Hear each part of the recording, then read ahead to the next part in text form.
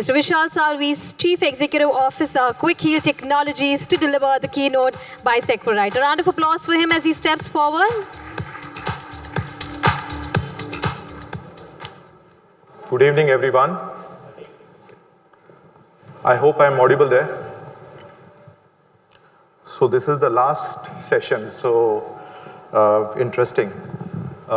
When I was thinking about what I should be talking about today, so that it can create value for people in the cybersecurity fintech, I thought that let's talk about one challenge which I've observed. Being a CISO in the cybersecurity banking industry for 2 decades, obviously I've seen many movies, right? And so one interesting. When I was thinking about what I should be talking about today, so that it can create value for people in the cybersecurity fintech, I thought that let's talk about one challenge which I've observed. Being a CISO in the cybersecurity banking industry for 2 decades, obviously I've seen many movies, right? And so one gets to look at in terms of how the role has evolved and what are the challenges that aspiring CISOs are facing, and what do they really need to do so that they can actually break the glass ceiling to be where they actually need to be. And frankly, there are many opportunities which are out there in a country like India in terms of really, requirement for top-class leadership in cybersecurity. And it's especially important because now the spotlight is on the CISO, and the board and the leadership is expecting you to be a situational leader and be there to answer your queries, tough questions, and be able to really navigate yourself. Well, we're talking about not just technical aspect, but really communication aspect, leadership aspect, and really navigating yourself, influencing all your stakeholders to be successful in your job. And when I looked at it, I thought maybe I'll talk about some of my observations that are required for you to really hone your leadership skills as the CISOs when you look at those opportunities which are being created. So that's really what I'm going to talk about. Of course, I have only 15 minutes, so I'm just going to touch upon those topics. And each of those are very deep and need more deliberation for you to really go deep into it. But I hope I'll create some kind of thought process in your mind, especially for those who are aspiring CISOs or people who are looking at growing your career in a fintech cybersecurity. So before I get into the topic, just to talk about our company. So Quick Heal and Seqrite has been a pioneer cybersecurity product company in country for 3 decades now. We have one of the largest malware research lab in the country in Pune. There is a lot of work that we have done in terms of reaching a market leader position as far as the consumer security is concerned. And now we are foraying into enterprise security stack, and it's a truly make in India story. And it's something where we have global aspirations to not just support the requirements of people in the country, but also in terms of how we can become a global cybersecurity vendor across various technologies like XDR, EDR, Zero Trust, mobile device management, data protection and privacy, and so on and so forth. And multiple patents around that. A lot of things are something which we have not talked about so far, but that's something which we are proud of in terms of what Quick Heal and Seqrite stands for.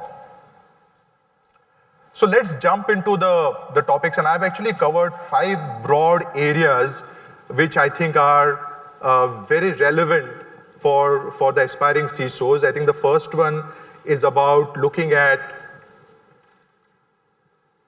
the way you get the regulations and the legislations coming your way.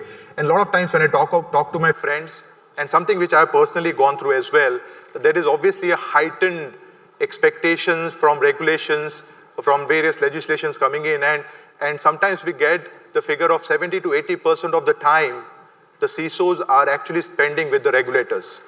And guess what? What happens is that when the senior most people or the chief auditor wants to have a conversation on cybersecurity, they want to talk to the CISO. And And that actually creates a huge amount of bandwidth constraint on the CISO's organization and individual to really then devote your time in compliance and those meetings. And then it actually almost happens that your day job of building a robust cybersecurity organization gets impacted. So I think the first thing that a FinSec CISO needs to really understand is that this challenge is here to stay. You cannot wish it away.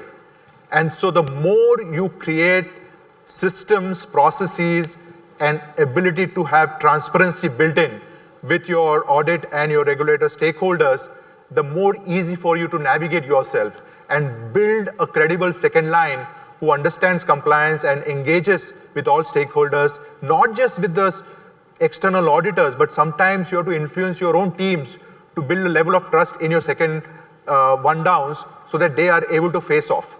And you need to create that bandwidth. If you don't do it, the expectation from the regulators is only going to grow. The concurrency of reviews are only going to grow. And given the fact that cyber is playing such an important role, they will get more and more intrusive and more granular. So I think it is very important that it becomes part of your strategy as to how do you tackle this aspect of the work. And the other important aspect of this is how do you make sure that all the aspects of regulations which are coming in, how do you translate that into an opportunity where you use that to navigate and drive the sponsorship within your organization to get you the necessary sponsorship on implementing all the controls that you want to do. So the alignment of what you want to deliver in your organization and what the regulations are, making sure that alignment is there is very important. So that's, I think, very important aspect of how you manage and deal with regulations and regulators.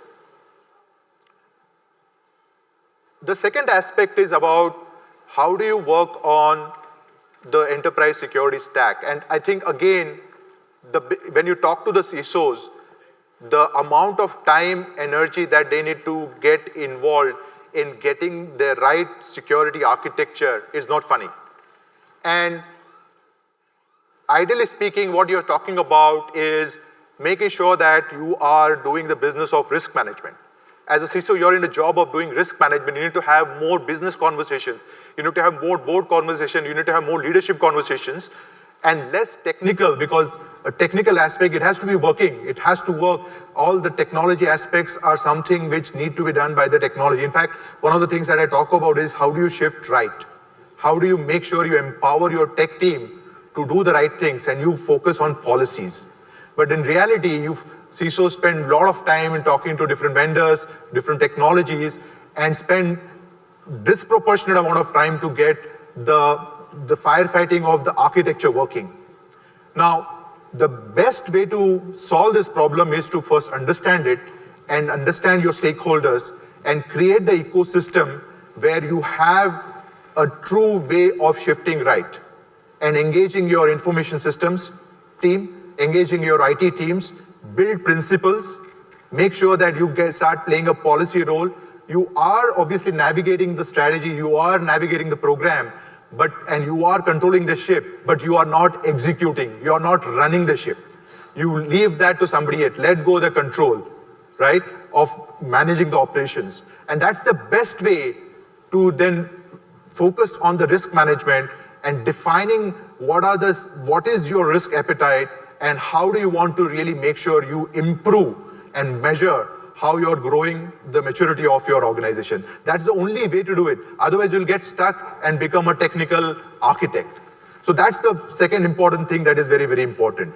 The aspect of fraud management, right? Now, when you look at in terms of a banking industry, you have two aspects of operations team. One is in terms of what you do as a CISO, and other is in terms of what you do as fraud management. And reality is that they are two different units. Traditionally, fraud management has always been a separate organization than the cyber. But what you realize is that more and more, the frauds have become digital. The CISO has an active role to play in making sure that you are writing the right use cases and you're making sure you are involved in managing the fraud management as much as you're doing the cybersecurity. Now, it's a interesting aspect that I've seen when I used to be the CISO of bank, and when I go into fraud management conversations, a lot of times I used to meet up with people who are from businesses, who are actually participating in the fraud management conversations. And I used to be an odd man out as a CISO, but the fact that the CISO is coming from a technical, operational, SOC experience, understands the opportunity and the ability of writing powerful use cases, which a fraud management team will not be able to look at. And we have also seen there is a convergence which is happening between the SecOps and the fraud ops management. I think if you want to be relevant in future as a banking CISO, it is very important to not stand on the sidelines and observe what the fraud management team is doing, but actually be involved in the process of engage with them. And guess what? They would be very interested in engaging with you because the perspectives that you bring on the table are very different and you will be welcome. It's not about turf wars, it's not about stepping onto somebody's toes, but really working together in a collaborative manner so that the CISOs can add value and start playing an active role in the banking fraud management. So these are two aspects. One aspect is the fraud management aspects that I would talk about. And the part on the architecture and enterprise security I already talked about earlier. So these are the two elements which are, I think, very, very important that the aspiring CISO need to work on.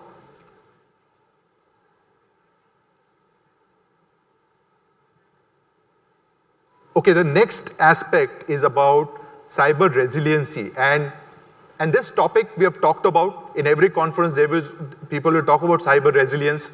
But when you actually start double-clicking, you start seeing fault lines in terms of what you're able to do and what you're not able to do. For example, a simple question when you ask, if there is a ransomware attack in your organization, does your CEO know what is it that he or she needs to do and what decisions and choices he or she needs to make? That is one simple test that you can do and find out. If the answer to that is a no, and predominantly you'll find that the CEO will not know what is the decision that he or she needs to make. And that will talk about the resilience and the readiness of your organization within, in terms of cybersecurity. So I think it's a no-brainer aspect, but it is difficult because you're not able to bell the cat. You're not able to get the CEO on the table to have that conversation. But you need to do it. Unless you do it, you will not be a resilient organization. It is important to really execute the tabletop exercises. We talk about it, but we all know how difficult it is to get everybody on the table, especially the senior execs. And guess what? In real situation, they are the ones who are the decision-making authorities. And they're never on the table.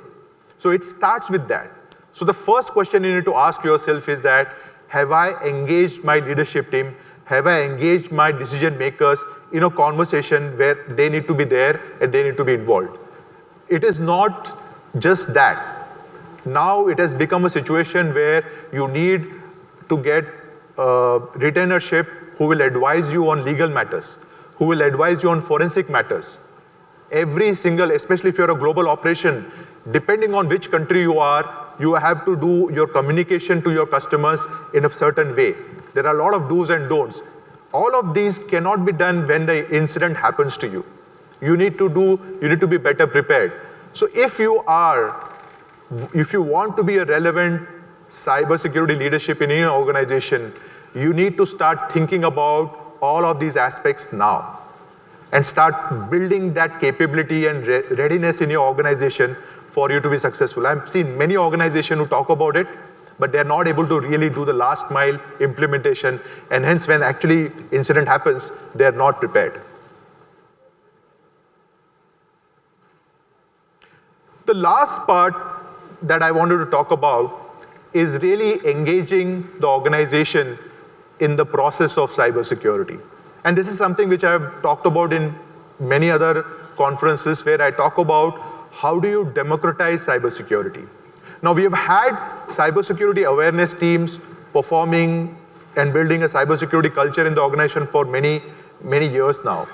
But when I talk about democratizing cybersecurity, what I mean is engaging all the stakeholders in your organization in a very involved manner so that they know exactly their role and they are made accountable for that role. So what do I mean by that? So you need to start looking at it as a 360-degree kind of a conversation, right? So you need to make sure that you're not afraid of your board. You're not worried what kind of conversation you need to have, but you need to start building a stakeholder mapping, a planning in terms of how you need to make your board aware of their role vis-a-vis cybersecurity. You need to ask for those conversations. You need to start engaging with them. You need to start doing face-offs and then engage your leadership team and make sure that they understand, at a minimum, they understand their role as to what they need to do, how they need to govern, and how they need to sponsor and support the cybersecurity program of your organization. So that's number one. And that I talk about engaging upwards. The second part that you need to do is to look at the business side of it. How do you engage your business? How do you make them accountable? How do they participate in taking risk decisions, sponsoring risk decisions, where they need to remediate risk, where they need to accept the risk? How do you quantify risk, where they can understand it, and it becomes a part of your culture? That's very important. Otherwise, you will be a lone warrior when incident happens. Business will just wash their hands off. So it's a hard work. You need to engage and make sure you are shifting right.